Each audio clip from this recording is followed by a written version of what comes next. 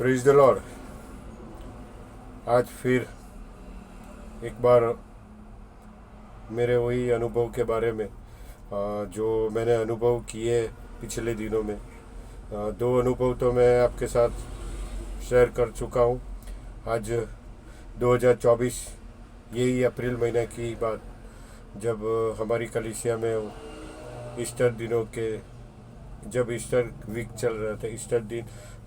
Easter के लिए जो शुद्धिकरण की मीटिंग चल रही थी, उसमें मैंने जो अनुभव किया वो अनुभव भी आपके साथ शेयर करना चाहूँगा। वो अनुभव में जो दर्शन देखा, वो दर्शन के बारे में भी बताना चाहता हूँ कि परमेश्वर किस रीति से अपने चुने हुए लोगों के साथ, हाँ वो कोई भी हो सकता है, वो पापी भी हो सकते, लेकिन जिसने उसने अपने लिए अपने निज भाग होके ठहरा है, वो चाहे पापी भी हो और कोई कैसा भी काम क्यों ना करने वाला, लेकिन परमेश्वर उनसे कोई न कोई रीति से बात जरूर करता है। बस वही अनुभव वापस एक बार आपसे शेयर करना चाहूँगा। ये बात अप्रैल की ही है, 2024, जब हमारी कलीसिया में पेंटिकोस मिशन में शुद्धिकरण मीटिंग के ईस्टर के एक वीक पहले की जो शुद्धिकरण मीटिंग रहती है, उस मीटिंग में मैंने भी भाग पूरे मन और विश्वास के साथ लिया था। और एक ही आशा थी कि परमेश्वर कैसे भी मेरे से बात करना चाहिए। परमेश्वर अपने आप को मेरे सामने अपनी बातों को और अपने उस रूप को जो मैं देखने के लिए तरसता था, उसके लिए भी परमेश्वर अनुग्रह देना चाहिए। और मैं हर दिन की मीटिंग, सुबह शाम की मीटिंग अटेंड करता चला गया। वहाँ जो पास्टर के द्वारा कई सारे ऐसे मैसेज भी दिए गए कि अपने आप को कैसे शुद्ध करना, अपनी कमी घटिया को, जो पिछली बात जो पाप हमारे जीवन में, उससे छुटकारा पाके पूरी रीति से शुद्ध करके और उसके योग्य बन के हम उसके मेज के प्रभु भोज के कैसे हम भागीदार बन सकते हैं। उसी बात के लिए पास्टर जी और सारी कलीसिया मिलके इकट्ठा होकर प्रार्थना भी कर रहे थे। उसमें मैं भी अपने आपको शामिल करके उसी आशा के साथ कि मैं भी अपने आप को शुद्ध कर पाऊँ, अपने आप को रिपेंट, अपना खुद का पश्चाताप, जो मैं पाप किया है या मुझसे कोई भी कमी, कोई भी भूल, कोई भी पाप हुए, तो उससे मैं पश्चाताप करके कैसे भी करके परमेश्वर के मेज का भी मैं भी सहभागी होना चाहिए। और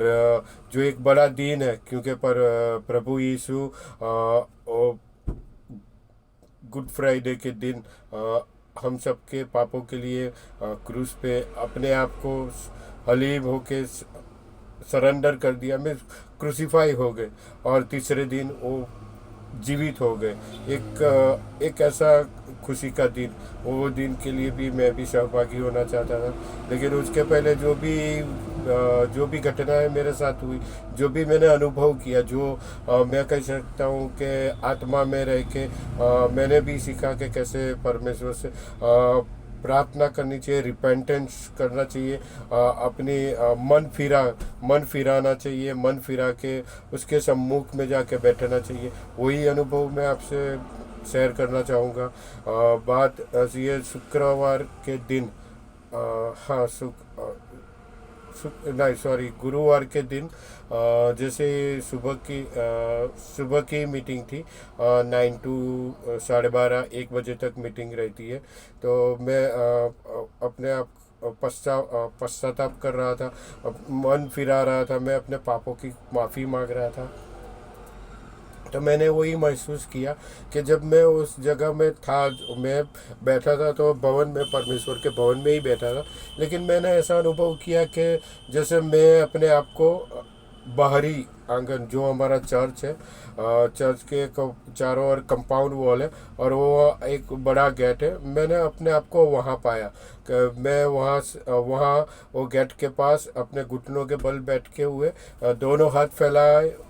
प्रभु से विनती कर रहा था, मेरे पापों की मैं माफ़ी मांग रहा था। और हॉल उससे तकरीबन होगा 100 या 150 मीटर, यानी 300 या 400 फीट जैसी दूरी पे वो हमारा ग्रेस हॉल है। ग्रेस हॉल में बैठे पास्टर वो सब थे। तो मैं बस अपने आप को वही महसूस किया कि मैं इतना पापी हूँ, तो मेरी ऐसी कोई ये नहीं है, लायकात नहीं है कि मैं परमेश्वर के भवन में जाके बैठ के भी अपने पापों की माफ़ी में मांग सकता हूँ। लेकिन परमेश्वर ने जो मुझे दिखाया वो एक अद्भुत दृश्य, क्योंकि जो मैंने मेरे अपने विचार से मैं वो गेट पे, वो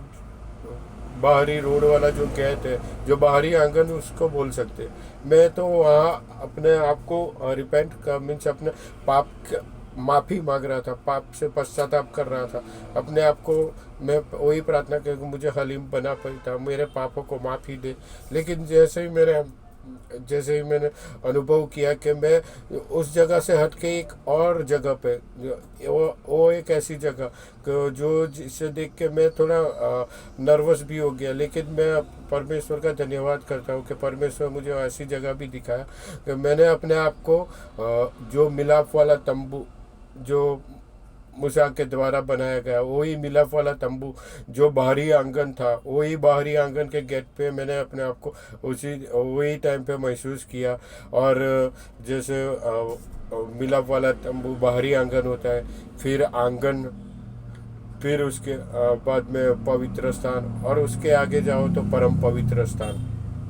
तो मैंने अपने आप को वही मिलाप वाला तंबू के बाहरी आंगन में एकदम गेट के बाहर साइड मैंने अपने आप को वही अवस्था में धूल में बैठे हुए, अपने घुटनों में बैठे हुए और अपने दोनों हाथ उठाए परमेश्वर से वही विनती करने का अनुभव मैंने वहाँ अनुभव किया। और मैं जब आंखें मेरी जो खोली तो मैंने वो महसूस किया कि प्रभु यीशु जो परम पिता परमेश्वर, जो राजाओं का राजा, जो अपना परम पवित्र स्थान छोड़ के कभी बाहर नहीं आता, वो वैसा वो परमेश्वर। लेकिन मैंने वो महसूस किया कि वो खुद उठ के जो आंगन था, जो परम पवित्र स्थान और उसका आंगन, वो आंगन पे मैंने उनको खड़ा हुआ महसूस किया। उनके चारों ओर उनके कई सेवक थे, मैं ऐसा बोल सकता हूँ उनके स्वर्गदूत हो गए। लेकिन मैंने बस मेरी नज़र, जो मैंने महसूस किया, मेरी नज़र बस उन पे ही थी। और मैंने ऐसे मनुष्य को देखा जो पूरे चोखा सोने की जैसा उनका ऐसा रूप था, जो प्योर गोल्ड बोलते हैं, वो गोल्ड के समान चमक रहे थे। और वो जो स्टेयर रहते, पगथिया रहता है, उसके ऊपर आंगन में खड़े होके मेरी ओर ताक के मेरी ओर मुस्करा रहे थे। और मैंने बस एक वर्ड ऐसा सुना कि जिससे मुझे ऐसा लगा कि परमेश्वर सच में कितना दयालु है, क्योंकि वो वर्डिंग ऐसा था कि मैं अपना वो परम पवित्र स्थान, जहाँ जो वो परम पवित्र स्थान जो रहता है, उसके बीच ऊपर के भाग में वो जो करूब है, और करूब के बीच में वो जो जगह रहती जहाँ परमेश्वर का तेज उतरता है, जहाँ परमेश्वर का पराक्रम जहाँ उतरता था, वही जगह पे बैठने वाला परमेश्वर, वो मर्सी सीट जिसे बोलते हैं, वो सीट से उठ के बाहर आंगन में आके मुझसे ऐसा बोल रहे हैं कि मैं अपना परम पवित्र स्थान छोड़ के तेरे लिए आंगन तक आया हुआ हूँ कि क्या तू मेरे लिए बाहरी आंगन से इस आंगन तक नहीं आ सकता। मुझे काफ़ी मन में ऐसा भी हुआ कि ऐसा इतना महान परमेश्वर का प्रेम कि मेरे जैसे पापियों के लिए, मेरे जैसे ऐसे अधर्मी के लिए पिता खुद उठ के अपनी पवित्र जगह, वो दया का आसन, वो उसका सिंहासन, उसको छोड़ के भी वो बाहर आके खड़ा हो सकता है। और कह सकता है कि तू मेरे लिए बस इतनी थोड़ी सी जगह, वो भी शायद इतनी ही होगी जितनी मैंने मेरी कलीसिया में मैंने नोट की,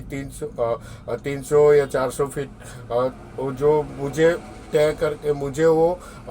अपने आप को हलीम करके उसके पास जाना है, बस वही मुझे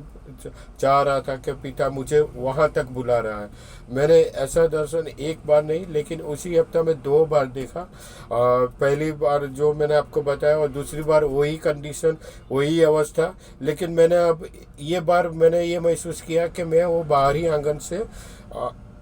आंगन तक, वो जहाँ पर प्रभु यीशु खुद खड़ा हुआ था उसके चरणों के पास जाके मैं बैठा हुआ मैंने महसूस किया। वो ये दिव्य अनुभव जो मैंने महसूस किया वो मैं उसको बयान भी नहीं कर पा रहा। लेकिन जब मैं ये सारी बातें सोचता हूँ, ये जो बातें मेरे साथ हुई, या फिर मैंने जो महसूस किया या अनुभव किया कि परमेश्वर का वो दिव्य स्वरूप, वो दिव्य, वो प्रकाश, वो दिव्य उसकी आभा, जो उसका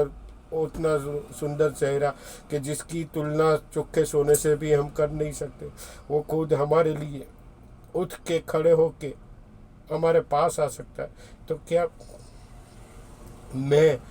अपने इस अधर्म, इस शरीर के कामों के छोड़ के, या फिर इस संसार की बातों को छोड़ के, क्या मैं उसके साथ उसके चरणों में, या उसको चुंबन करने के लिए, उसके कंधों को चुंबन करने के लिए मैं उसके पास भी नहीं जा सकता? तो यही सब सोच रहा था। तो मुझे एक प्रकाशन और मिला, जो हम कई बार इस वचन को जानते भी है, सुना भी है, और ज़्यादातर हम ये वचन, हम ऐसा सोचते हैं, मैं जनरली ऐसा सोचता हूँ कि ये वचन